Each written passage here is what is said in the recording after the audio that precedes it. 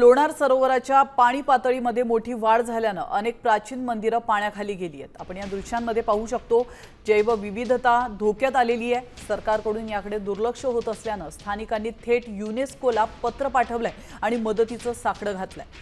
15 दिवसांमध्ये उपाययोजना न केल्यास समृद्धी महामार्ग रोखण्याचा इशारा नागरिकांनी दिला।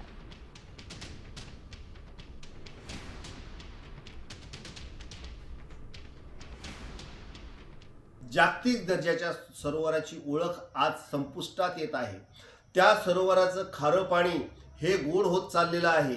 त्या पाण्यामध्ये येणारे गोड्या पाण्याचे स्रोत हे वाढलेले आहेत आणि याला शासन आणि प्रशासन जबाबदार आहे। आणि जर हे येत्या 15 दिवसामध्ये यावर कुठली कार्यवाही नाही झाली तर आम्ही 15 ते 20 हजार लोणारवासी समृद्धी महामार्गावर जाऊन महामार्ग रोखू, हा आमचा शासन प्रशासन युनेस्कोला इशारा आहे।